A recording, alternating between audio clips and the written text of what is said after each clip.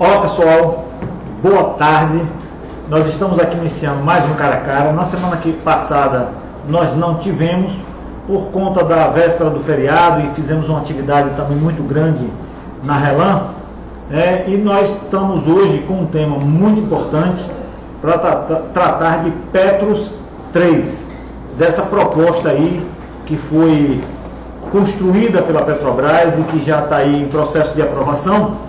E estamos hoje com um convidado que mais do que ninguém conhece desse assunto, uma pessoa que acompanha e trata há muitos anos dessa questão da Petros, dos seus problemas, conhecedor profundo do Plano Petros e também da Previdência Complementar, que é o companheiro Paulo César, conselheiro eleito da Petros, Conselho Deliberativo da Petros, pelos trabalhadores, representante dos participantes, aposentados, aposentadas, pensionistas da ativa, e também diretor da FUP e diretor do Sindipetro Bahia.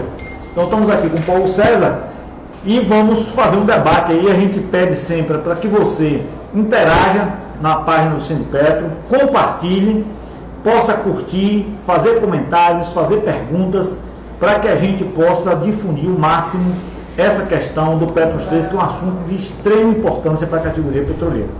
Paulo César, boa tarde. Antes de começar sobre o tema, eu queria começar de uma forma diferente. Paulo César é muito conhecido, várias atividades, diretor já de muitos anos do nosso sindicato da FUP, enfim. Mas eu queria, para aqueles talvez que não conheçam exatamente quem é Paulo César, começar com aqui um pinga-fogo. Algumas perguntas aqui rápidas, para a gente conhecer um pouco melhor. Isso não estava no script. Não estava no script. Paulo César entrou em que ano na Petrobras? 2 de janeiro de 84. Entrou em que função?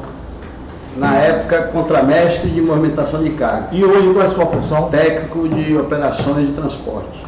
Lotado logística e transporte. Iniciei na antiga região de produção da Bahia, na área do Distrito Norte, e atualmente, agora, depois de todas as reestruturações, o OBA, área de Itaquipe. Área de Itaquipe, ok. Paulo César, quantos filhos? 2. 2 filhos, certo. Diretor da FUP há quanto tempo? Desde 94. Conselheiro da Petros desde quando? 2000. Repactuou ou não repactuou? Repactuei. Fez BPO ou não fez BPO? Fiz BPO e aderi ao Plano Petros 2. Pronto. Repactuei em 2007, 2008 e fiz a adesão ao BPO e a adesão ao Plano Petros 2 em 2010. Tá aí.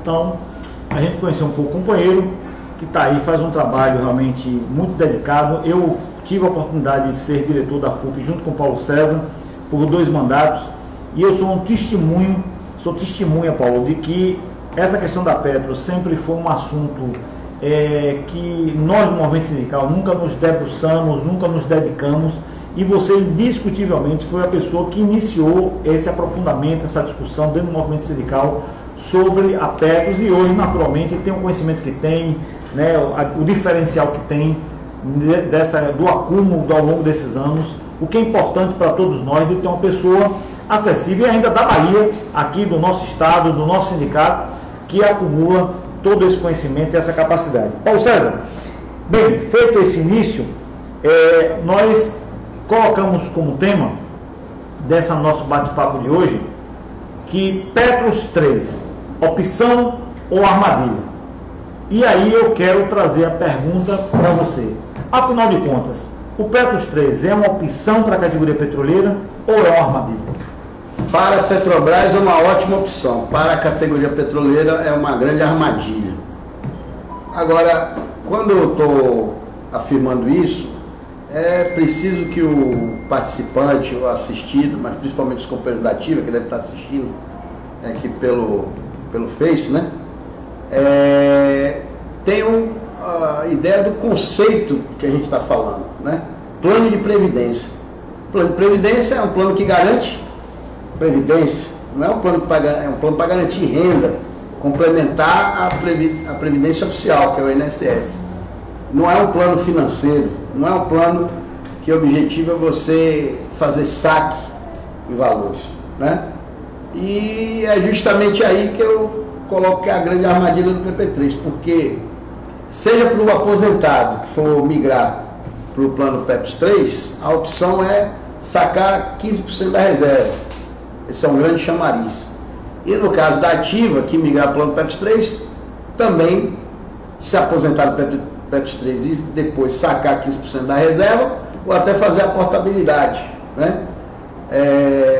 E aí, o que é que ocorre? No caso do PEPS 3, a partir do momento que você fizer a migração, na condição de aposentado, já cessou toda a responsabilidade da Petrobras. A Petrobras não tem mais responsabilidade nenhuma com você no plano PEPS 3, ou seja, você está aposentado, você está recebendo benefício de renda e até a sua morte e da sua companheira pensionista, o benefício é vitalício, uma renda garantida, e se durante esse caminhar houver desequilíbrios, que é os chamados déficits, eles são divididos paritariamente, ou seja, 50%, 50%, entre você e a patrocinadora, que a grande patrocinadora é a Petrobras, mas tem a BR Distribuidora e tem a Petros. No PEPS 3, a partir do momento que você, na condição de aposentado migrar, aí você passa a ter uma conta individual e você vai receber benefício dessa conta individual. Se tiver problema na aplicação do recurso, a conta individual vai reduzir e o seu benefício também vai reduzir. Se você viver mais do que a expectativa de vida, que é o cálculo que vai ser feito na hora da migração, é na hora da migração que é estabelecido o cálculo, é estabelecida a sua sobrevida.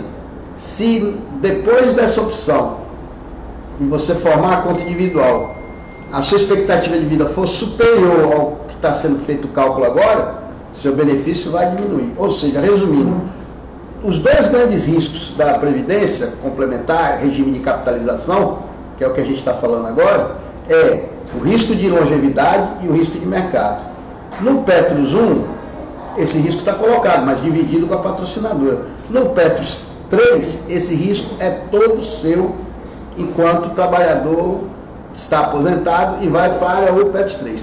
No caso da ativa, ainda a patrocinadora vai contribuir com você para o plano, e aí nesse caso a contribuição é menor do que no plano Petros 1. Lá no Petros 1 em média é 10, 11%, no Petros 3 é 8,5%. Essa contribuição é só esse valor que a patrocinadora vai colocar, ou seja, não existe no plano o conceito de déficit, é simplesmente você rendeu menos, o patrimônio diminuiu, é esse patrimônio que vai calcular o benefício no futuro. E a única coisa que a empresa faz é colocar a mensalidade junto com você, 8,5%, e quando você se aposenta, você para de contribuir, a empresa para de contribuir, e dali para frente você vai contar com a sua conta individual, a administração desse patrimônio e a sua expectativa de vida. Como eu disse, correndo todo o risco de mercado e de longevidade, enquanto que no plano PEPS, esses riscos são divididos entre você e a patrocinadora até seu último dia de vida e da sua companheiro pensionista. E essa opção, essa migração, essa mudança de plano, ela como é que vai se dar? Vai ser uma coisa opcional? É uma coisa individual? É uma coisa Essa coletiva? É uma questão também muito importante, Adão, porque a decisão é opcional, né? E aí, quando a gente analisa do ponto de vista jurídico, já tem vários problemas em relação a isso. Por quê? Porque as regras da migração, que foram aprovadas no Conselho Deliberativo com o nosso voto contrário, mas como a patrocinadora tem o voto de desempate, né? Os 3 eleitos votaram contra e os 3 indicados da Petrobras votaram a favor. Empatou 3-3 no Conselho Deliberativo. O presidente do Conselho, que é sempre um dos 3 indicados, desempatou, aprovando o plano PEPS 3 e o processo e as regras de migração do plano 1 para o plano 3. Então, nessa regra de migração, está estabelecido como vai ser feito o cálculo da reserva que o companheiro que migrar levará para o plano 3 e formará a sua conta individual. Então, essas regras de migração, elas foram incluídas em que regulamento? Do plano 3? Não, foram incluídas no regulamento do plano 1. E aí tem um grande problema jurídico, que é o seguinte: a legislação, Supremo Tribunal de Justiça, interpretando a legislação, a Lei 109, que é a principal lei complementar, que veio logo depois da mudança da Constituição, estabelece que o regulamento que vale para o participante é o regulamento no momento da concessão do benefício. Então, se o Conselho Deliberativo, mesmo com o voto contrário dos eleitos, aprovou, incluiu um capítulo no regulamento chamado migração, para quem que vale aquele capítulo novo que está sendo introduzido no regulamento? Só para quem ainda vai se aposentar. Não deveria valer para quem já está aposentado. E quem está dizendo isso não sou eu. Isso está na Lei 109 e na própria jurisprudência do STJ, que já definiu que o regulamento que vale é do momento da aposentadoria. Então significa que as regras de migração não valem para o atual aposentado pensionista do PTU. Então você já tem um problema jurídico aí. Claro. Há outro problema que você tem. Quando a gente fala de opção, a opção não pode, a sua opção, me prejudicar. Por quê? Assim como você, por acaso, teria opção de ir para o PP3, eu teria opção de ficar. Acontece que a opção de você ir para o PP3, com as regras que estão definidas, vai descapitalizar o plano PET. De forma que quando eu optar em ficar no plano 1, dependendo do número de pessoas que migrarem, vai gerar uma insuficiência patrimonial e, além disso, um problema sério de liquidez para pagar os atuais benefícios do plano 1. Então, esse é o segundo grande questionamento judicial. Como é que você estabelece uma regra que, mesmo você dizendo que é opcional, a sua opção vai prejudicar quem quiser permanecer no plano? Ou seja, dependendo da quantidade que fica ou que saia, isso vai criar novos déficits no plano e criar e dificuldade de pagar benefícios. Principalmente para quem fica no Petro. Exatamente. Então, isso é um problema jurídico sério. Outra coisa, nós sabemos que o Petrus 1 ele tem recursos aplicados, né, no mercado financeiro e tem patrimônio, prédios comerciais, como o próprio Torre Pituba, enfim. Nessa migração do Petrus 1 para o Petrus 3, daqueles que fizeram opção, que recurso é que vai para o Petrus 3? Vai recurso? Essa pergunta é chave, porque o recurso que vai ser utilizado para fazer a migração do Petrus 3 é exatamente os recursos do plano 1. Recursos aplicados. Os ativos. Os ativos pode ser os empréstimos, pode ser os imóveis, pode ser as ações, pode ser os títulos públicos. Acontece que se a migração para o PP3 ocorresse sem a possibilidade de sacar 15%, no caso dos aposentados, ou no caso do ativo, poder fazer a portabilidade da reserva para outro plano, caso ele não queira se aposentar no PP3, se não existisse essa possibilidade de saque, você migraria para o PET 3, pagaria benefício no longo prazo, não teria problema de liquidez no plano 1. Acontece que, como você vai ter que garantir pagamentos à vista, que não estão previstos no planejamento do plano 1, você vai ter que tirar recursos líquidos do plano 1 para poder garantir os saques que vão ser feitos lá no plano 3. Então, vou dar um exemplo, a pessoa migra com R$1 milhão lá para o plano 3. Se esse R$1 milhão formasse a conta individual dele e ele não pudesse sacar os 15%, e ele fosse só recebendo pagamento de benefício de acordo com a expectativa de vida, qual é a necessidade de liquidez para pagar os benefícios mensais? É pequena. Agora, se ele pode de imediato sacar 15% de R$1 milhão, imediatamente vai ter que sacar R$150 mil líquido. Isso vai fazer com que a migração para o PP3 leve a Petros a pegar recursos líquidos do plano Petros, que são os títulos públicos, para poder garantir os saques que vão ser feitos por conta da possibilidade de resgatar 15% da reserva migrada. Isso daí, dependendo da quantidade de pessoas que migrarem para o PP3, vai trazer um problema seríssimo de liquidez. Por quê? Porque o plano Petros é um plano maduro.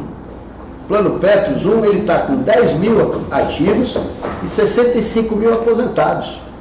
Então, só para você ter ideia, a necessidade de folha do Plano Petros 1 no ano passado foi mais de 5 bilhões de reais. Então, precisa de uma necessidade de liquidez muito grande, porque é o plano maduro. E com o PIDV que saiu agora, PIDA não, mas o PIDV que é para os aposentados, acredito que esses 10 mil da ativa, uma grande maioria vai se aposentar, ou seja, a necessidade de liquidez para pagar benefício no plano vai aumentar mais ainda, o que vai tornar a situação mais dramática, dependendo da quantidade de pessoas que migrarem do plano 1 para o plano 3. Isso, eu só estou falando do ponto de vista técnico, do ponto de vista dos cálculos, não estou entrando aqui na discussão jurídica, tá? Mas como eu já lhe disse, esses dois itens que eu citei, né, está oferecendo, inclusive para quem já está aposentado, uma mudança de regulamento que não poderia ter efeito para eles. E segundo, essa forma de levar o recurso para lá e poder sacar à vista uma boa parte desse recurso, desfalcando o plano 1, você tem aí, além dos problemas de liquidez que eu falei, um espaço muito grande de ações judiciais para barrar a migração. E lembro que isso já ocorreu, não é a primeira vez que a Petrobras tenta implantar um plano dessa modalidade na categoria. Em 2000, 2001, a Petrobras tentou com o plano Petrobras Vida. E lá na época, nós conseguimos mostrar na Justiça que a migração do plano Petros, Sistema Petrobras, plano Petros 1, para o PPV, plano Petrobras Vida, ia desfalcar o plano Petros. Só que lá a situação é menos dramática do que hoje. Lá nós tínhamos 45 mil aposentados e tínhamos ainda 20 mil na ativa. Hoje a situação de necessidade de liquidez é muito mais dramática. São 65 mil aposentados da inativa, que nos próximos 6, 7, 8 meses, dependendo da adesão do PIDV, você pode ter 70 mil aposentados e 5 mil nativos, ou 75 mil aposentados e praticamente mais ninguém nativo. Ô Paulo, então o PDV agora anunciado pela Petrobras, que vai até o ano que vem, que você coloca que tem aí 10 mil pessoas que se encaixam dentro desse regramento.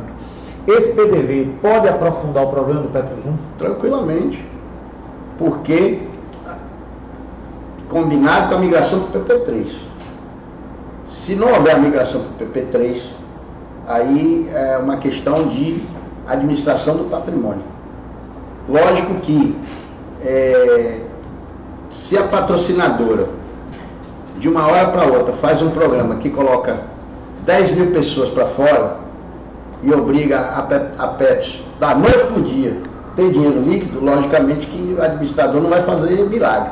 Você pode botar o melhor administrador no plano, que ele não vai conseguir vender o prédio da Pituba de 1 bilhão e 100 milhões de reais que está lá na carteira, ele não vai transformar isso em dinheiro em 6 meses.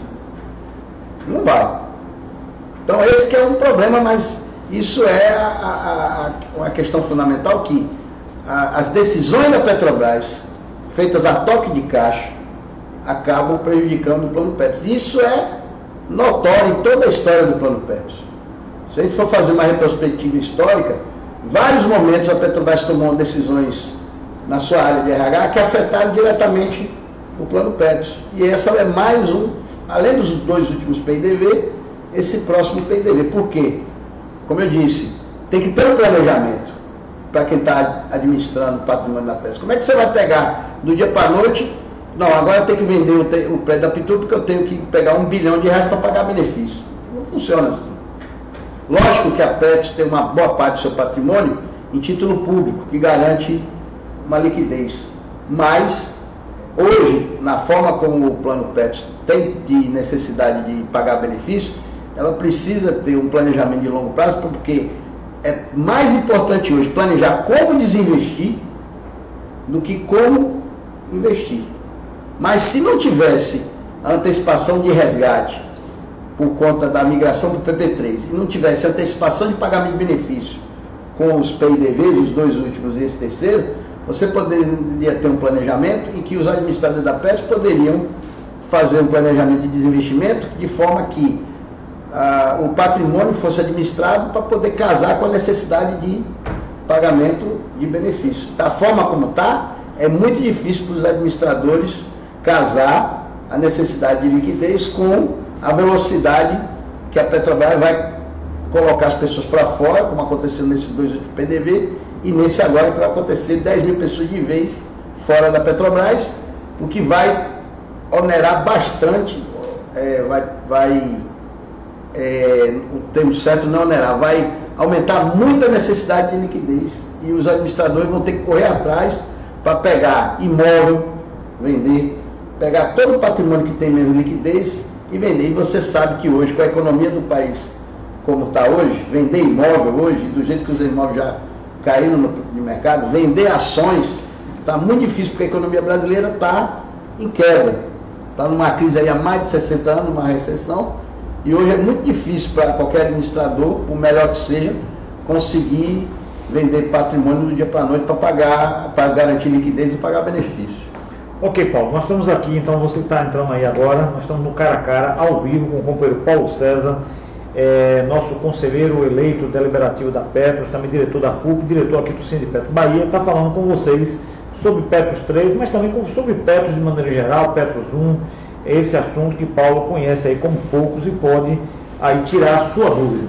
E você pode fazer sua pergunta, já tem aqui, Paulo, 2 perguntas para a gente fazer. Uma, eu comprei o Iveson, ele pergunta o seguinte, em relação ao PP3, ele quer saber qual é o valor de saque dos 15%, como é que se chega a esse valor e como ficaria o valor do benefício dele em relação, ele já é aposentado, em relação ao que ele já recebe, se há uma diminuição de valor se ele houver migração, ou se mantém o valor que ele tem, ou se aumenta, enfim. Vou pegar aqui um exemplo aqui que a gente, uma questão importante, que também a gente tem que registrar.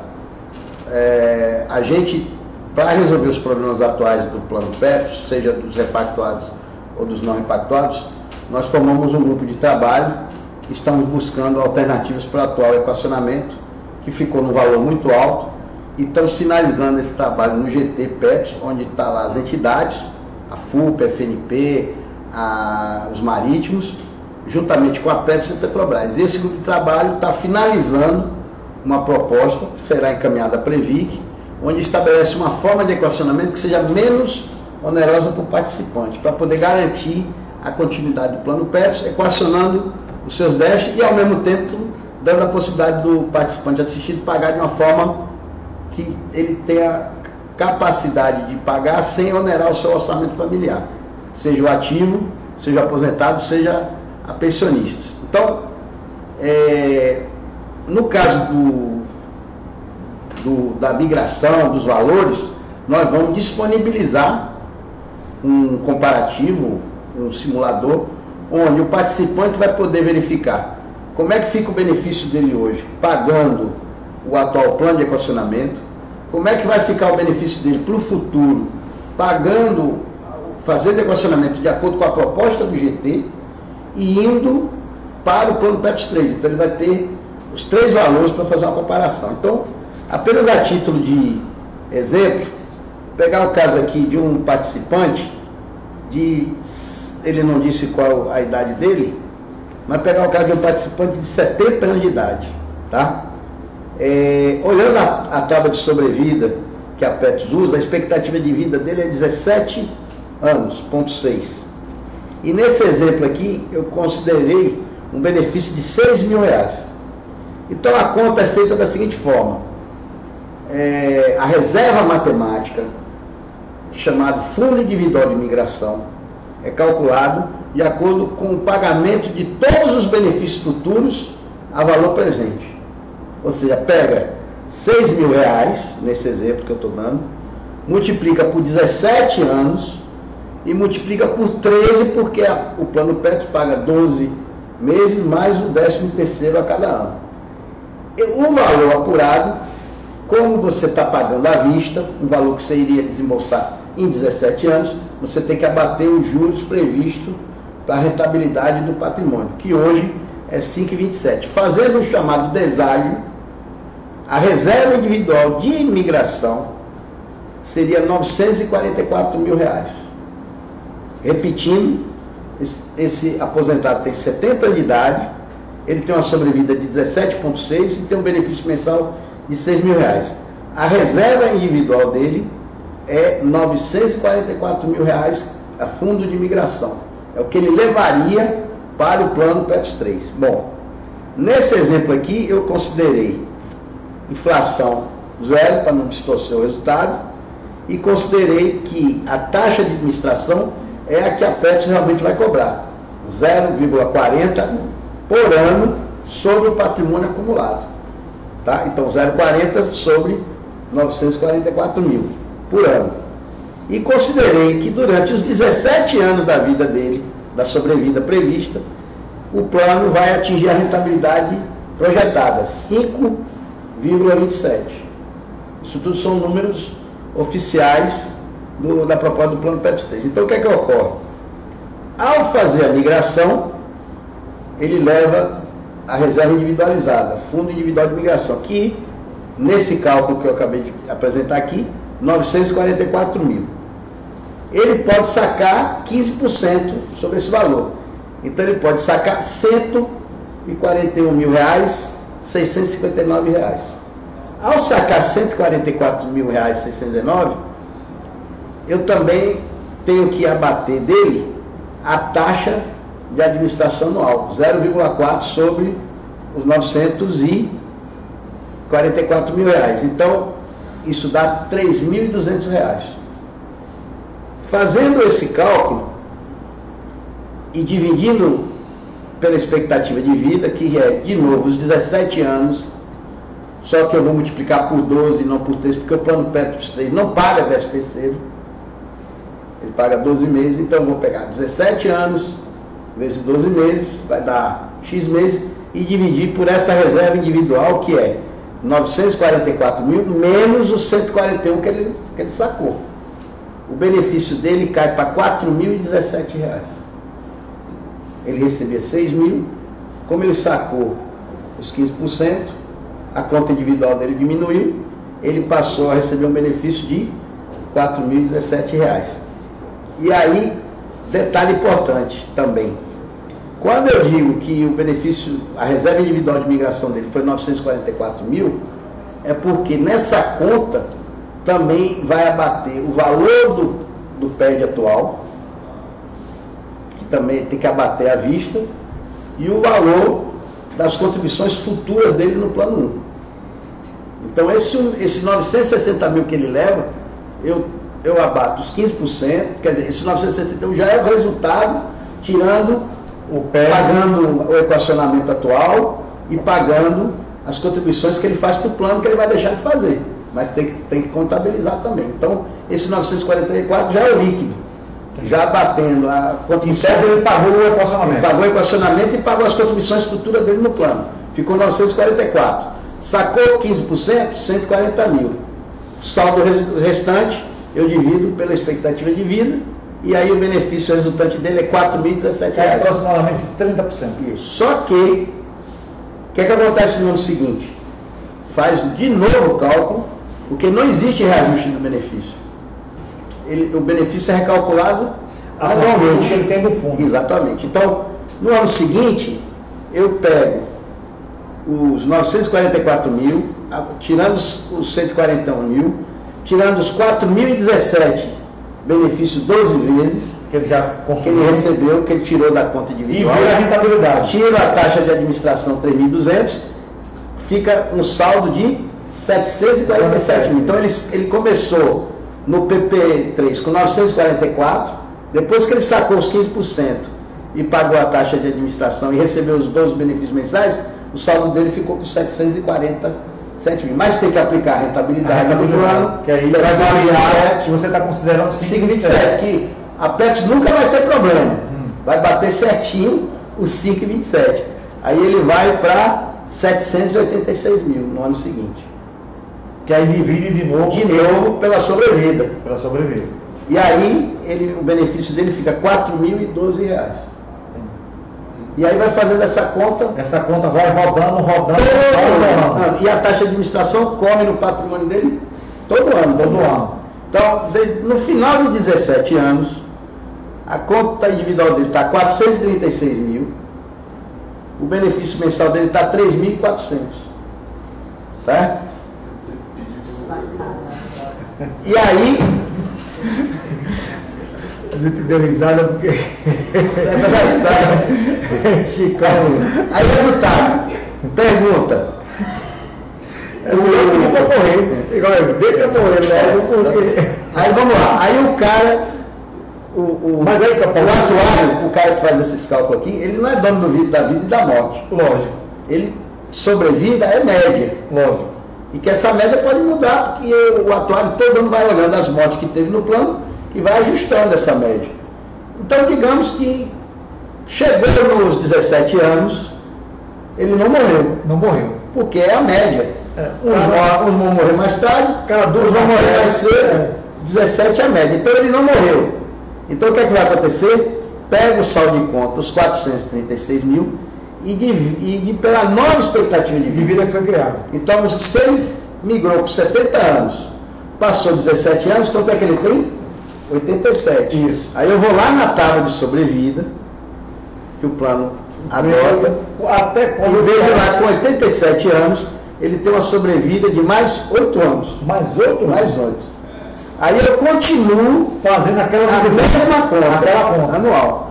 De forma que se ele viver, se ele atingir os 80 e viver até os 90, a conta individual dele vai estar R$256 mil e o benefício dele vai ser R$2.665. Só um esclarecimento que fizeram uma pergunta aqui. Essa conta aí é o benefício da pessoa fora do INSS. Isso, tudo é fora do INSS. Fora do INSS. O INSS não existe. Ou seja, no final a tendência é que ele fique só com o INSS. Fica com o valor residual. Agora vamos admitir. É o seguinte, aqui, quando ele morra aqui, na segunda sobrevida. Aí vem a pensionista. Isso. Aí a pensionista começa com essa reserva. Começar a tirar essa reserva. Aí pega a sobrevida da pensionista. E se ele não tiver dependente, o que acontece com esse dinheiro? Aí vira herança. Aí então os herdeiros têm direito a sacar o valor integral que nesse caso. Porque isso é uma conta individual, esse dinheiro é dele. Ou dos herdeiros. Ou seja, que no caso da viúva, da pensionista, ainda continua calculando renda. Cada viúva continua. Mas só que um detalhe importante. Aqui ele está com 70, mais 17, 87, mais quanto foi a outra sobrevida? A outra sobrevida, ele atingiu 17 mais 87, mais 8, né? Então ele tem 70 mais 17, 87 mais 8, 95. Aí, nesse momento, a conta individual dele está quanto? R$255 mil. E ele recebeu o último benefício em vida, R$2.665. Aí vem a viúva. Digamos que a viúva tenha 50 anos de idade. Nós vamos ser mais 60 anos de idade. Aí eu vou lá na tábua de mortalidade da viúva e pego lá 60 anos de idade, tem a sobrevida de 25. Ou seja, vai faltar dinheiro. Aí eu vou pegar 25 vezes 12 e dividir por essa reserva que sobrou. Que vai dar... Vai cair para R$1.000 e poucos, R$800. E olha lá. Exatamente. Essa que é a conta.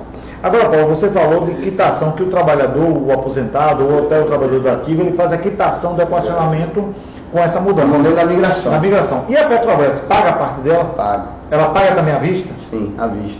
Ela paga à vista? Exatamente. Entendi. Também perguntaram aqui, outra pergunta. Eu chego mais não chegar aqui as perguntas. Aqui tem várias perguntas agora do companheiro Iridilson. Vamos lá, primeira pergunta. Então, resumindo aqui, só para fechar esse raciocínio, que aí a gente fica falando de muito número, aí às vezes o pessoal pode ficar confuso. Não, o pessoal fica tonto. Mas para deixar claro é o seguinte, você vende o jantar de amanhã para almoçar melhor. Melhor. Mas sabendo que os próximos jantar seu mas aproveitando cada vez pior. É possível que o trabalhador, nesse processo do Petros 3, ele possa querer aumentar o benefício dele, mesmo sabendo que isso vai terminar o recurso mais rapidamente? Ou ele não pode fazer essa opção? Ele pode. Boa pergunta. Essa forma de benefício é a chamada renda por prazo indeterminado. Que eu fiz aqui a simulação. Mas existe outra opção, que é a prazo por renda certa. Prazo determinado. Certo. Prazo determinado. Que tem um terceiro, que é a renda certa, que não está oferecido. É uma Só terceira estão modalidade. duas modalidades. Prazo indeterminado, que é essa sistemática. Que a renda vai durando enquanto o cara vive. Isso. Não, ela vai tendendo ela vai tendendo a zero. Mas enquanto ele vive. E a viúva. Isso. Depois o que sobrar vira herança. E no caso do tempo determinado, ele escolhe quantos anos ele quer receber o benefício. Sendo que o prazo mínimo que ele pode pedir é 10 anos. E o prazo máximo é 45 anos. Aí é uma decisão individual dele no ato da então, vamos pegar esse cara aqui mesmo, 960 mil reais, que ele migrou, certo? Aí, considerando que isso vai ser feito lá no PP3, vai transformar tudo em cota. Então vamos considerar que ele vai ter o benefício dele, a cota lá no momento da migração vale R$1. Então na hora que ele migrou, quantas cotas ele tem? 966 mil cotas. Aí ele resolve receber em 10 anos.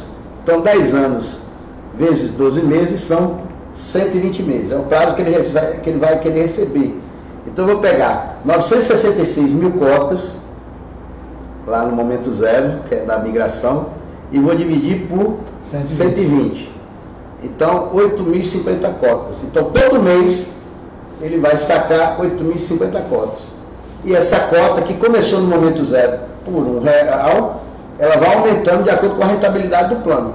Nesse caso, em tese, ele pode até aumentar o benefício. Vai ser para aumentar. Ele aumenta o benefício. Vai ser agora. Ele termina. Quando chegar no 10º ano, acabou. Ele liquida o 70º, 20º lote de cotas que foram valorizando e aí não tem mais nada para receber. Estiga ali. Aí ele vai ficar só com o INSS. Só com o INSS. Tá vendo aí? Então, imagine o seguinte, isso aí foi bom você ter perguntado, isso demonstra outro problema. Imagine se todos os aposentados que migrarem fizeram a opção por essa modalidade. Por exemplo, Paulo, um aposentado que já está na casa dos 80 anos. Ele pode fazer isso. Ele percebe que ele imagina, pô, não tem muito mais expectativa de vida. Eu vou querer queimar esse dinheiro mais rápido. Tirar o máximo que eu puder mais rápido. O que é que isso impacta no plano? Liquidez. Liquidez. Porque o patrimônio é o do plano PET. Aí vai ter que vender os edifícios. Ele consome mais rapidamente o patrimônio. Aí como é que os administradores da Petro vão dar resposta à necessidade de liquidez? Entendi. Aí o que a Petrobras está dizendo também? Para que não ter problema, a gente está aqui para falar a verdade e fazer o debate aberto. A Petrobras coloca que, de acordo com a necessidade de liquidez, ela vai adiantar as parcelas dela. Então, por exemplo, a parte dela no equacionamento, ela paga em quantos anos? A mesma da nossa, 18 anos. 18 anos. Só que, na projeção que ela apresentou para a gente no Conselho, se todo mundo migrar para o PP3, ela precisa antecipar todas as parcelas dela em 7 anos, desembolsar em 7 anos para garantir a liquidez. Entendi. Só que a gente tem as nossas assessorias, a gente faz o nosso estudo, isso somente, mesmo que a gente não vai ser suficiente para garantir a liquidez. E aí você vai queimar patrimônio. Então, queimar patrimônio, principalmente numa crise como a gente está hoje na economia brasileira, é perigosíssimo. Porque eu faço uma pergunta a você que está me ouvindo aqui. Na hora que você vai vender o carro, a primeira coisa que você faz é o quê? Olhar na tabela FIP. Você consegue vender o carro pelo valor da tabela FIP? Difícil. Mas se você não tiver apertado, você espera o mercado melhorar. Mas se você não tiver apertado, mas se você precisar do dinheiro para amanhã, o que é que você faz? Você vai queimar. E é esse o risco que vai acontecer com o plano PETS 1, devido à quantidade de pessoas que migraram para o plano PETS 3. Paulo, várias perguntas agora. Primeiro, vamos tentar agora, você, porque tem várias, para você tentar responder mais rápido. O mais rápido que você puder. Tá. Quem foram os responsáveis pela má gestão do Petros 1? Governos militares no período de 1970 a 1984. Por quê? Porque durante os primeiros 10 anos do plano Petros, enquanto que nós pagávamos em média 10% do plano Petros, a Petrobras desembolsava apenas 1,4% sobre a folha. A desculpa na época era porque estava se desenvolvendo a bacia de Campos, a Petrobras estava saindo da área terrestre para a área marítima, e ela precisava concentrar os investimentos, os recursos dela no desenvolvimento da Bacia de Campos. E, posteriormente, quando a Petrobras estivesse num outro patamar, e realmente foi verdade, né? Porque quando a Petrobras sai da área terrestre e vai para o mar, ela passa de 150 mil barris para quase 1 milhão de barris de produção diária. Então a Petrobras realmente cresceu e aí foi começando a acertar essa conta com o plano. Mas lá nos anos 80, o plano já tinha mais de 10 anos criado. Então a Petrobras foi aumentando a sua participação, a sua parcela de contribuição, chegando a igualar com a nossa nos anos 80. E no meado dos anos 90 ela chegou a pagar o dobro da gente, 2 por 1. Nesse período que eu estou falando, de 1970 a 1995, ainda já no finalzinho dos governos militares e o início dos primeiros governos civis, e já pegando aí Sarney, Collor e Fernando Henrique, né, para ser preciso, metade do governo Fernando Henrique, o que é que ocorreu nesse período? Não houve nenhum tratamento em relação ao pré-70, o chamado serviço passado. Pessoas que já estavam na Petrobras quando o plano foi criado, que foram incentivados a entrar no plano, mas que ao entrar no plano trouxeram para dentro o tempo de serviço que eles já tinham na empresa, e que não houve contribuição para o plano em relação a esse tempo de serviço. Então, Radiovaldo, imagine o seguinte, o cara está lá na Petrobras com 20 anos, ele tem mais 10 anos fora, aí ele entra no plano PET, com 1 ano, com 6 meses ele se aposenta no plano PET, com salário integral, com benefício que não tinha, o teto lá é muito maior que o teto hoje, o teto hoje é 3 vezes o INSS, naquela época lá o teto era do antigo superintendente, então a valor de hoje eu estou falando, o teto antigo 27 mil, o teto atual 17 mil, então o cara aposentava lá com 27 mil, descontando o instituto da época, que era IAPAS e NPS, descontando 3 mil, 4 mil, se aposentava com 20 mil reais, desde 1970 pagou um mês. Quem é que está pagando isso? O plano. Foi sacado o recurso do plano. Então, quando é que essa conta começou a ser definida, estudada, analisada, os efeitos dessa conta sobre o plano PET? Em 1995, 25 anos depois, descapitalizando o plano. Então, teve 2 grandes descapitalizações no plano. A contribuição menor, durante 15 anos, e a falta de pagamento do pré-70, durante 25 anos. Todas as duas estão em aberto, ainda não foram resolvidas. O que é que ocorre? Quando a Petrobras estava pagando o dobro, o que é que aconteceu no Congresso Nacional? Reforma da Previdência, dizendo o quê? 1 para 1. 1 para 1. Aí a Petrobras que pagava o dobro em 95, veio 1 para 1. Constituição. Constituição caiu. Mas, em compensação, tentou acertar a conta dos pré-70. É verdade. 4 bilhões e meio na época, foi a conta dos pré-70, e o patrimônio do plano era 7, 8 bilhões, imagine. Só a conta do pré-70 era metade do patrimônio do plano na época. Isso daí não foi pago, foi amortizado. Em 2001 foi que a Petrobras pagou 5 bilhões e meio em relação ao pré-70. Mas aí ela pagou porque ela tentava implantar o plano Petrobras Vida. Por isso que ela pagou essa conta dos pré-70. Então, respondendo objetivamente, nesse período, regimes militares e os seus administradores na PET e na Petrobras, e a partir da mudança da Constituição em 98, que os participantes puderam eleger representante do Conselho Deliberativo, representante do Conselho Fiscal, a gente começou a desvendar essa história. Então, você tem ideia, você perguntou, você é conselheiro desde quando? 2000, eu sou o mais antigo conselheiro, mas entrei em 2000. Em 95, quando tinha essa história do pré-70, que eu comecei a me atentar para os problemas da PET, eu era completamente analfabeto em relação à PET. Mas aí o estágio já estava feito. O estágio já estava feito, porque qual é o problema? Na Previdência, o relógio não anda para trás. O que você deixou de capitalizar no passado, quando você quiser corrigir no futuro, a conta fica imensa. Impagável. Imensa.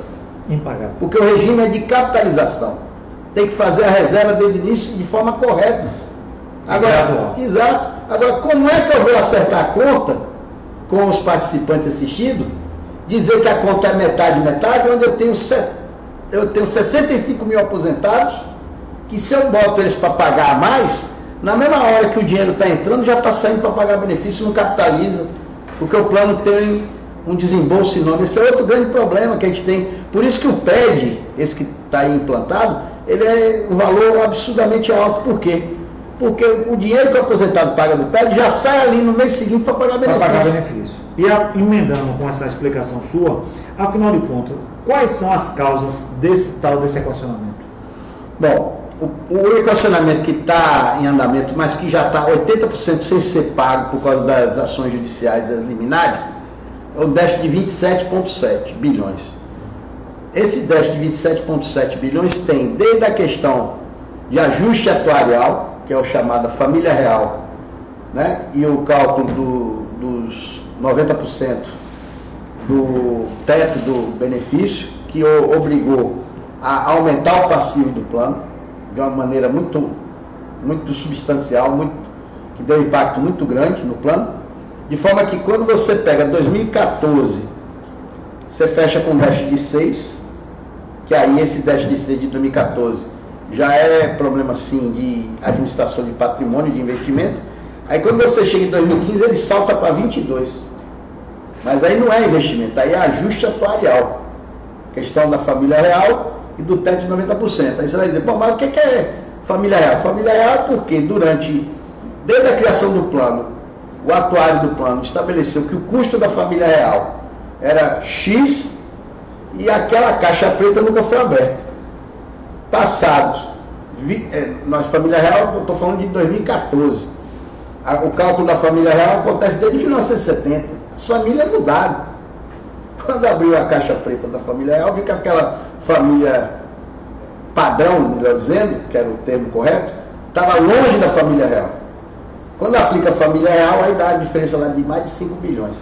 Isso levou, inclusive, o Conselho Fiscal da Petros a questionar esses valores e pediu um recadastramento. Foi feito o recadastramento, todo mundo sabe, e a divergência do número foi na casa dos milhões. Insignificante. Eu estou falando de 5 e tantos bilhões e a diferença deu na casa das dezenas de milhões. Então, o cálculo atuarial estava correto e foi confirmado depois no recadastramento. Então, 5 bilhões e o teto de 90%, porque aplicou teto de 90% de maneira incorreta, e aí é um problema lá do sistema, depois a gente pode detalhar melhor isso, foi mais 4 bilhões. Então, o déficit ele salta de 6 para 22 por causa de ajuste atuarial e crise financeira, imóvel despencou, ações despencou, vários ativos despencou o valor. Aí você foi para 22 bilhões, quando faz o equacionamento que tem que atualizar o valor do déficit, aí você já vai para os 27,7, que é o PED atual.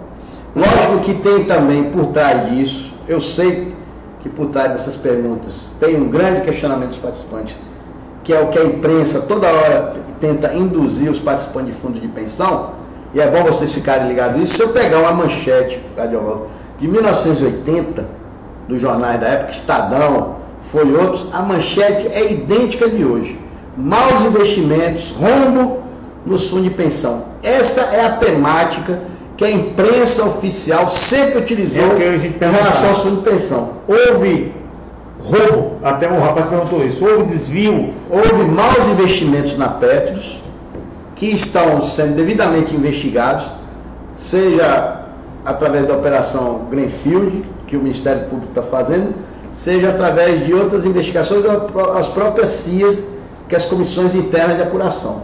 Agora, o que eu quero deixar claro para os participantes assistidos é que os valores referentes aos maus investimentos não vão resolver o problema do déficit, porque eles estão na ordem de 1, 2, 3 bilhões e não resolve o problema do déficit. O maior problema do déficit é a falta de capitalização correta do plano, a falta de recursos que deixaram de ingressar no plano e a questão dos problemas naturais do plano, aumento da expectativa de vida e os problemas de mercado, que independente de ter um mau investimento ou não, os imóveis, por exemplo, eu gosto sempre de citar o exemplo dos imóveis. Imóvel não tem mau investimento, eu já comprei um imóvel, ele está lá, ele está alugado. Vem uma crise no mercado imobiliário, cair 8% do patrimônio do plano é imóvel. Quanto que despencou o valor dos imóveis? Isso está refletido na queda do patrimônio. Caiu o patrimônio, eu tenho um compromisso para pagar, o que vai aparecer? Déficit, não tem milagre. Então, essa é uma questão bastante controversa entre nós participantes assistidos. Se alimenta na cabeça dos participantes assistidos, até internamente, entre nós, ou seja, que ele está pagando o PED, ele está pagando a corrupção. A corrupção, o que não é verdadeiro. Que não, pode ter mas não é nesse patrimônio, não é relevante. Vamos citar o caso da Petrobras. Com toda essa história de que quebraram a Petrobras, efetivamente, quanto é que foi lançado no balanço da Petrobras de prejuízo? 6 bilhões. 6 bilhões. Quanto é o caixa da Petrobras? 34, 35 geração de caixa. 34, 35 bilhões de reais. Então, ou seja, um pacto é pequeno. Mas, Paulo, ainda trarando a isso por conta das perguntas, vamos admitir que se identificou realmente algo que foi um desvio, uma irregularidade, uma corrupção. Se isso de fato foi identificado, é possível retirar esse valor, mesmo que seja pequeno, da conta do PED? Vou pegar o caso da JBS. A JBS, ela estava sendo indiciada pelo Ministério Público por causa dos investimentos na Petros, por exemplo. O que a JBS fez? Fez um acordo com o Ministério Público para não responder à ação penal, o chamado acordo de leniência, onde entre as três partes, JBS, Ministério Público e Petros, se estabeleceu um valor para que a JBS ficasse livre do processo penal. Quanto foi o valor? 1 bilhão e 500 milhões de reais. Como isso foi estabelecido no parcelamento lá de 20 anos, a Petros contabiliza isso a valor presente, trazendo as parcelas a valor presente. Então ela lançou no ano de 2017 800 milhões no patrimônio relativo a esse crédito, a esse acordo de leniência da JBS. Então, na continuidade dos processos do Ministério Público, né, se outras empresas e outros administradores quiserem, a exemplo da JBS, não responder penalmente, vai fazer novos acordos de leniência, como aconteceu. E isso gera uma entrada de como aconteceu na prática. Plano. Exatamente. Quer dizer, ele não afeta o equacionamento diretamente, ele afeta indiretamente. Indiretamente, porque aumenta o patrimônio, pelo menos o déficit, e o mesmo compromisso diminui o déficit. Ok. Pronto. Aqui continuando. Agora, interessante, viu? No caso de JBS, ela tinha dois investimentos lá. Friboi, que era a fábrica que expandiu para os Estados Unidos, principalmente com o apoio do BNDES, né? E a questão do FIP florestal, que era a floresta de eucalipto, que a Petros entrou no negócio e já tinha um comprador certo, que era a maior fábrica de celulose hoje do mundo, lá no Espírito Santo. Esqueça aqui o nome da empresa. Então, lógico que a floresta você tem que esperar ela crescer para poder derrubar o eucalipto para vender. Então, conforme vai passando os anos, você vai fazendo o registro contábil, tem um prejuízo inicial, porque a floresta, né? Você está só gastando com a floresta. Quando lá no final você abater a floresta e vender, aí você faz o lucro, né? E aí faz o balanço de todo o investimento, desde a parte de investimento até a parte de recebimento do valor, que esse é o chamado FIP florestal. Friboi, nós vendemos bem, Friboi, vendemos na hora certa, antes da crise da carne fraca, daquele escândalo lá da Polícia Federal. Quando a gente ia vender BRF, que é a Brasil Foods, que é Perdigão Sadia, veio o escândalo da carne fraca, a gente suspendeu a venda. E aí no caso de florestal não houve também prejuízo, mas mesmo assim a JBS, para não ter o nome dela envolvido nos processos e não ter o risco de uma ação penal, eles resolveram fazer o acordo de leniência. Ok. Paulo, só pedi aí para a gente poder adiantar, porque você vai viajar, vai pro Rio hoje, tem tarefa lá para tratar sobre amanhã até a reunião do GT. Isso. E eu estou viajando hoje, onde a gente espera amanhã fechar a nossa proposta lá no GT. Pedro, afinal de outra polêmica que tem muito presente na categoria, sempre é sobre a tal da repactuação. Sim. Se não tivesse ocorrido repactuação, hoje nós estaríamos melhores ou piores? Bem, hoje, se não tivesse tido a repactuação, a gente estava insolvente já. O plano Petros já estava insolvente, porque hoje é registrado no patrimônio do plano 12 bilhões de reais. Se não tivesse a repactuação, 12 não, já está caminhando para 13. Se não tivesse a repactuação, teria tirado o registro contábil 13 bilhões. Ora, se eu tiro do patrimônio 13 bilhões e o passivo continua mesmo, para onde é que vai o déficit? 27,7 mais 13. Iria para 40 bilhões. Para um patrimônio de 60, você estava caminhando para insolvência. A Previ, que já tinha intervido, para liquidar o plano.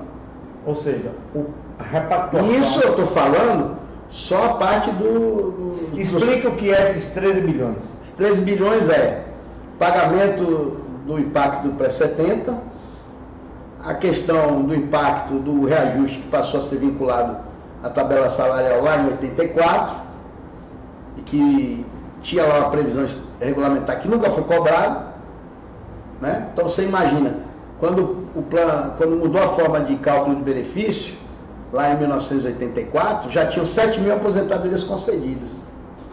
E essa mudança de cálculo, que foi aplicada para os futuros benefícios, mas também retroagiu para os benefícios já concedidos, corrigiu 7 mil aposentadorias. Teve aposentadoria que quase que dobrou.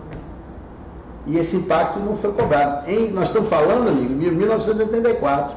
O acordo que a FUC fez, que é esse termo de compromisso financeiro sobre o FAT-UFC, nós estamos falando de 2008, quando nós fizemos um acordo judicial.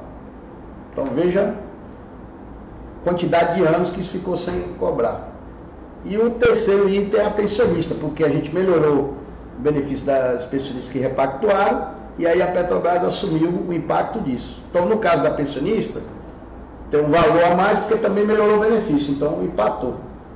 Mas no caso do FAT-FC e no caso do pré-70, aí não, aí foi recursos a mais que estão no plano. Então, o fato hoje é que, sem esse dinheiro, era 12 bilhões, quase 3 bilhões a menos no patrimônio, ou seja, 13 bilhões a mais no déficit.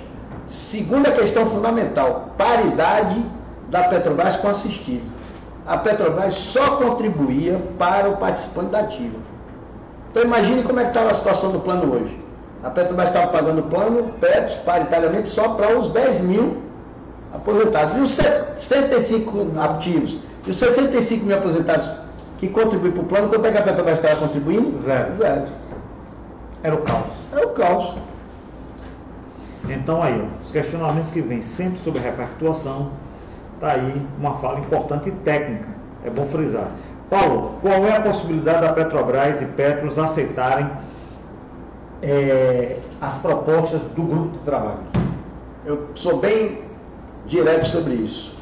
Eu avalio que a Petrobras ela concorda desde que as propostas possam serem abertas conjuntamente para a opção.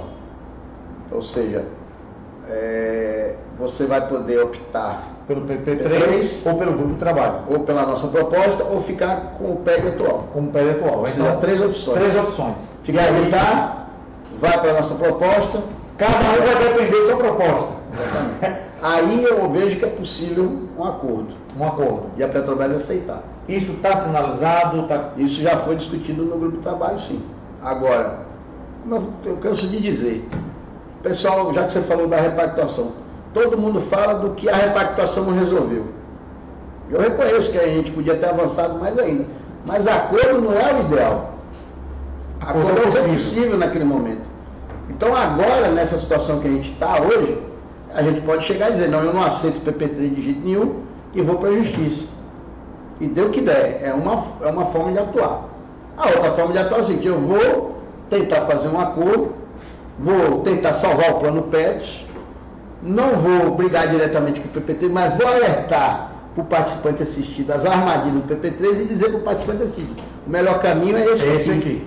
Agora, é isso que o sindicato está falando para você. Agora, se você quiser ouvir o que a empresa está falando, a gente sabe que cada opção tem uma consequência depois. Aí você vai dizer, sim, mas você acabou de dizer que se tiver o PP3 vai descapitalizar o plano PETS. Depende se a maioria apoiar a nossa proposta ou não. Não, se a maioria for para lá. E se uma parte for para lá e outra parte vier para cá, e a Petrobras antecipar as parcelas dela, também não vai descapitalizar. E tem como você fazer esse tipo de acordo. Estou até aqui avançando aqui no debate do GT, que a gente vai estar discutindo amanhã, mas há como construir uma proposta que as duas propostas vão para o debate e para a adesão ao mesmo tempo. Uma grande preocupação, Paulo, hoje é sobre o equacionamento. Nós já temos o primeiro, que no nosso caso da Bahia, estamos aí com a nossa liminar, está mantida, né, e suspende a cobrança, que é uma preocupação de todos, mas nós já temos um segundo equacionamento previsto. De 8 bilhões. De 8 bilhões, para ser iniciado o ano que vem. A partir de janeiro, fevereiro de 2020. De 2020. Se as propostas do grupo de trabalho forem implementadas, né, e a grande maioria da categoria aderir nesse caminho, existe risco de novos equacionamentos? Existe a possibilidade de novos ajustes no plano. Porque foi boa essa pergunta pelo seguinte: você me perguntou lá no início os problemas de gestão, eu coloquei a autoria. Tem um outro grave problema de gestão no plano, que se tivesse feito da forma correta, com certeza a gente não estaria nessa situação atual. Porque eu quero olhar bem para a cara de você, que está me vendo agora, internauta, e dizer o seguinte: o melhor plano de previdência, inclusive para a empresa, é um plano de BD bem administrado. Sabe por quê? Porque o plano de BD bem administrado, quando chega na média salarial do empregado e que você garante essa média salarial, o que o plano acumular de patrimônio, além dessa necessidade, transforma-se em superávit, capitalizando a própria empresa patrocinadora e o empregado. Aí você vai dizer que isso é um sonho? Não, isso é uma realidade. Para quem não sabe, o plano 1 da Previ, o superávit do plano 1 já ajudou a fechar várias contas do Banco do Brasil utilizando o superávit da Previ. Mas lá na Previ houve sempre o tratamento correto em relação ao serviço passado, que no caso dele era o prêmio 67. O banco nunca pagou menos do que o participante desde o início do plano, coisa que não aconteceu conosco. Então, o que aconteceu? Como o plano Previ foi muito bem capitalizado, ele hoje andou com superávit muitos e muitos anos. Mas observe, mesmo o plano Previ sendo muito bem capitalizado, tendo muitos superávites, os superávites agora acabaram. Por quê? Porque o patrimônio da Previ sofre o mesmo problema do nosso, crise financeira, perda do valor dos ativos, principalmente hoje, no caso da Previ, Vale do Rio Doce. A Previ é o maior investidor individual da Vale do Rio Doce, é o plano 1 da Previ. Tá? Mas, voltando aqui à questão que está colocada, os prejuízos, né, da gestão, o principal, além dos dois que eu citei, falta de tratamento adequado ao serviço passado e a insuficiente de pagamento da patrocinadora, outro erro gravíssimo, Radiovaldo, foi ter amarrado a contribuição do plano no regulamento. Nós achávamos bom o que não aumentava a nossa contribuição. A Petrobras achava melhor ainda porque também não aumentava a contribuição dela. Então o que acontece? O nosso plano é de benefício definido, BD.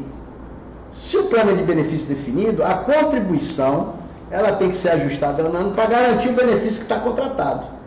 Se isso tivesse sido feito e no regulamento não amarrasse a contribuição, todas as vezes que o plano não atingiu a rentabilidade necessária, você fazia um ajuste na contribuição e cobria aquela falta, aquela insuficiência patrimonial. Como o regulamento amarrou as contribuições, todas as insuficiências patrimoniais que ocorreram ano a ano foram acumulando no plano. Então, na nossa proposta agora, do GT, nós estamos tirando a taxa de dentro do regulamento e depois de implantada a nossa proposta, todo ano vai ter a avaliação da taxa. Então, se o plano atingiu a rentabilidade, mantém a taxa. Se o plano não atingiu a rentabilidade, você vai aumentar a taxa. E fazendo o ajuste anual. Então, não vai ter equacionamento. O que vai ter é o ajuste anual da taxa de acordo com o resultado financeiro do plano. Ok.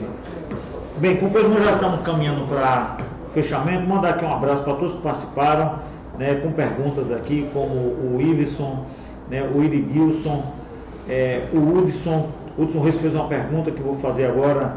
Ele pergunta se tem alguma alteração de quem repactuou e não repactuou em relação ao equacionamento e ao PP3 e quem fez BPO e quem não fez, né? Tá. Se tem alguma diferença. Melquiades já respondeu a pergunta de Melquiades, nosso Pimenta, dá um abraço aí. Antônio Carlos está aqui também conosco, Sérgio Henrique Melo, Dário lá de Canavieiras está aqui mandando um abraço, nossa companheira Jailza, diretor aqui do nosso sindicato, Alexandre, também diretor do sindicato, aqui elogiando a atuação. O Wilson, manda um abraço para você, Wilson Reis, e aí concorda com os seus esclarecimentos. Mandar também um abraço aqui para o companheiro Gilson, lá de Alagoinhas.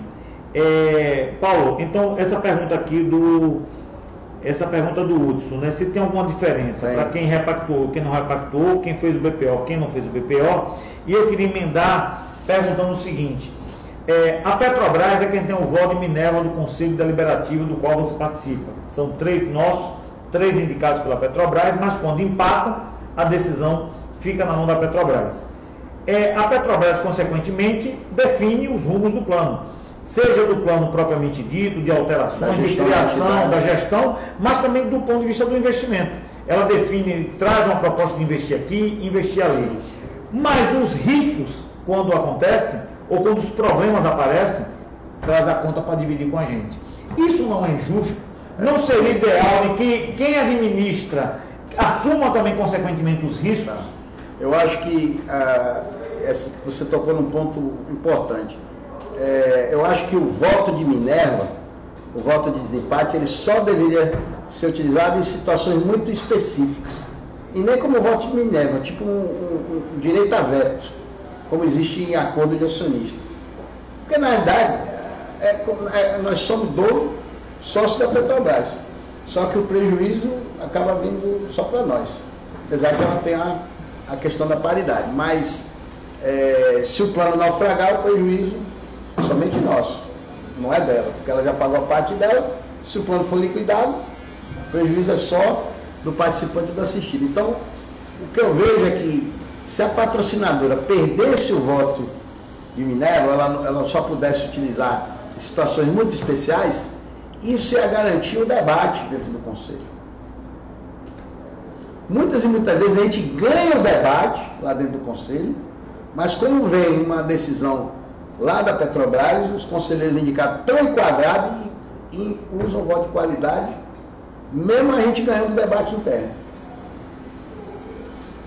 Se não tivesse o voto de qualidade, a gente venceria no debate interno e obrigaria a parte de lá a buscar os consensos. Como ele tem sempre o voto de qualidade para se proteger, para impor a sua vontade, aí realmente o debate fica prejudicado. Eu cito, por exemplo, o caso da mudança de gestão do plano Petros, da Petroflex, né, que agora chama Arlanxia, para o Bradesco.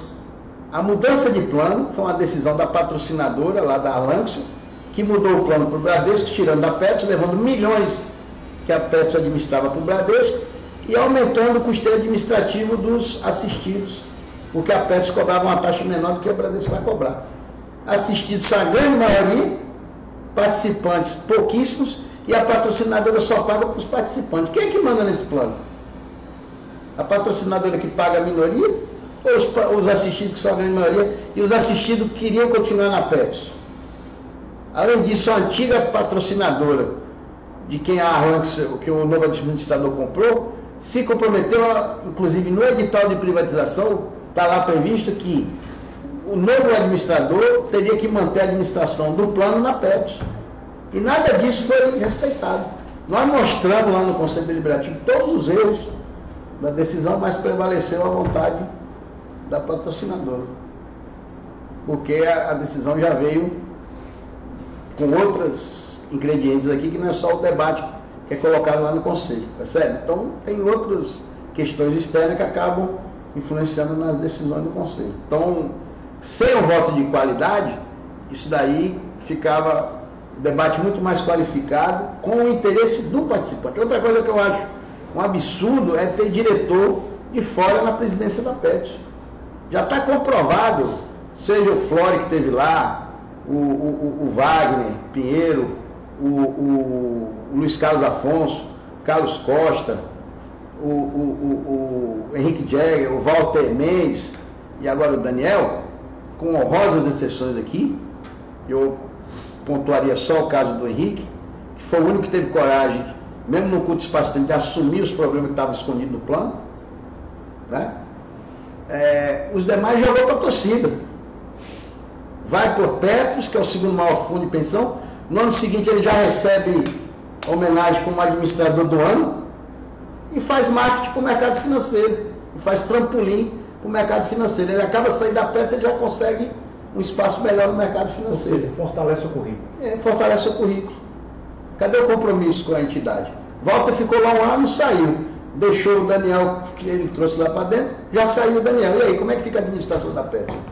Mudou muita gente, botou muita gente nova, aí vai vir outro agora que vai ser presidente, vai querer mudar de novo. Mudança essas feitas pela Petrobras. Exatamente, com o aval da Petrobras. Seja qualquer época, sempre com o aval da Petrobras. Sempre com o aval da Petrobras.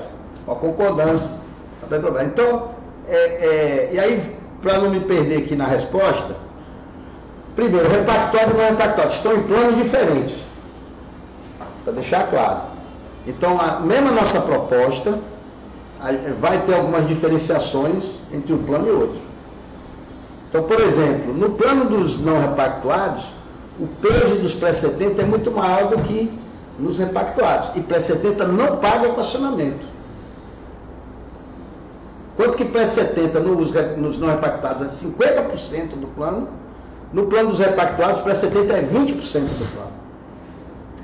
Então, não tem como o equacionamento ser exatamente igual, vai ter alguma diferença. Segunda questão, BPO, como é o meu caso, eu não pago a contribuição normal. Se o ajuste for feito na contribuição normal, que é a proposta, e sem ter a contribuição extraordinária, que elimina, enquanto eu continuar na ativa, eu estou pagando o plano 2, então eu não estou pagando a contribuição normal. Diferente de quem repactuou, mas não foi para o plano 2, ele está na ativa, ele paga a contribuição normal. Ele se aposenta, continua pagando a contribuição normal. Então, mesmo a nossa proposta tem um efeito diferente para quem é BPO e quem não é BPO, tá? Então, tem essas especificidades aí e isso vai ficar mais claro quando a proposta estiver finalizada.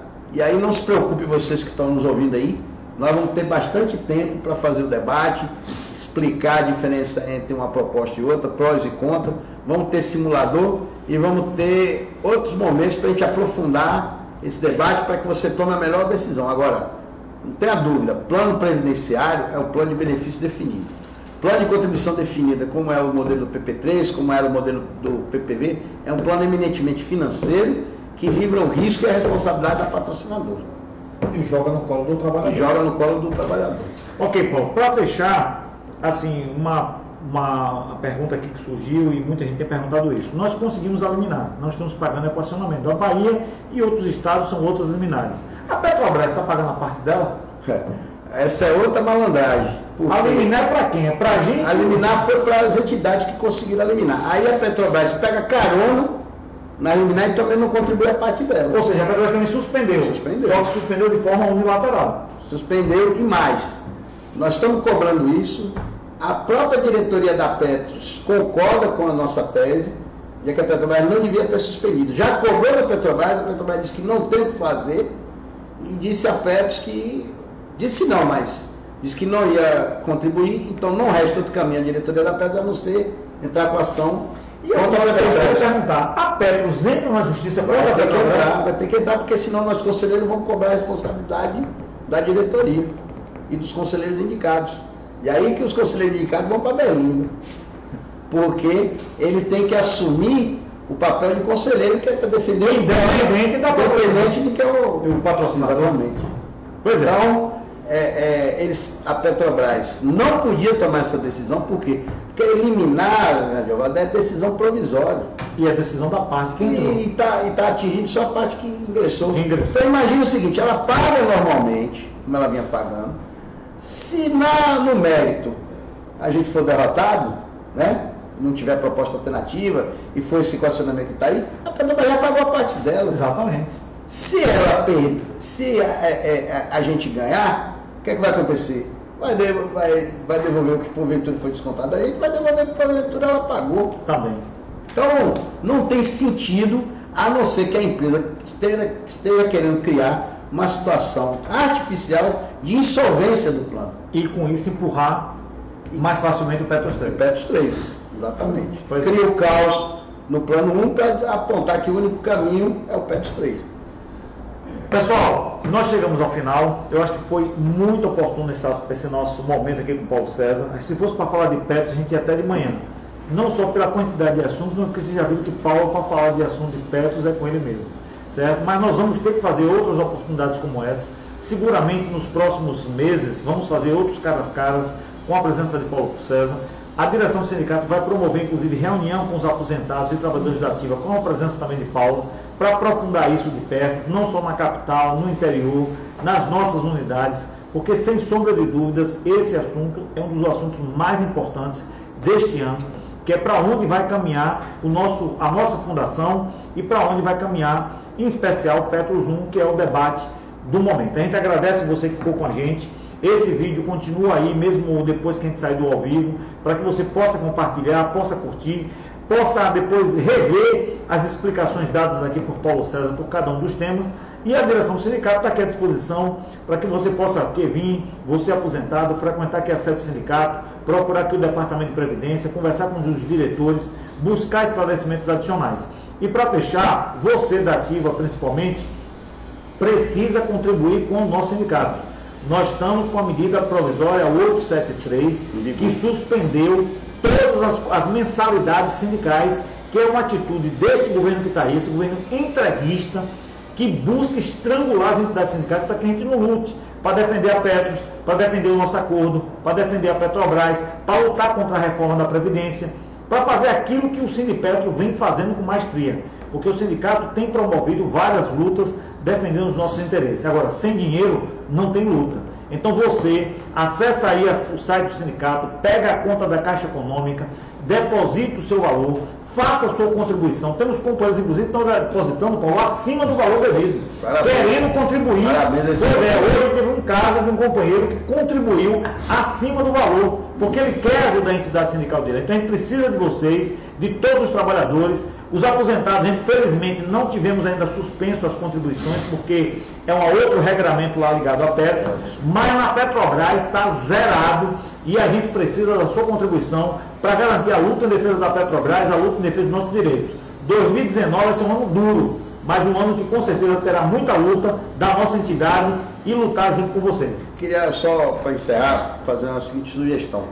Você que está tocando aí de forma competente aí a área da imprensa, da gente abrir um espaço lá, tipo um hot-site, um espaço fixo na nossa página, para que as pessoas possam fazer perguntas sobre a temática. A gente vai acumulando lá as perguntas e a gente vai respondendo. E depois isso serve de deixa fixo, porque você vai acumulando as perguntas e respostas, e isso vai servir de referência para outros companheiros acessarem lá aquele espaço e tirarem suas dúvidas. Perfeito, Paulo César. O pessoal aqui elogiando, o pessoal achou esclarecedor a sua intervenção, boa audiência, né? Eu achei uma audiência aqui, inclusive, permanente, né? Porque geralmente flutua, cai, mas o pessoal ficou ligado, ou seja, o pessoal entrou e continuou por conta da importância do assunto. E nós vamos marcar depois com o Paulo César, ver a agenda dele, que é corrida, para lutar com esse grupo de trabalho, é uma demanda importantíssima para a gente. Mas nós vamos pegar um outro momento com você aqui, Paulo, para fazer um cara a cara sobre a ANS. Okay. Que é outro tema do momento, outro tema de preocupação da categoria. Resolução 23. Desempate no nosso acordo. Companheiro, obrigado a todos, companheiros. Vamos para a luta. Defender a Petrobras é defender o Brasil. Um abraço a todos.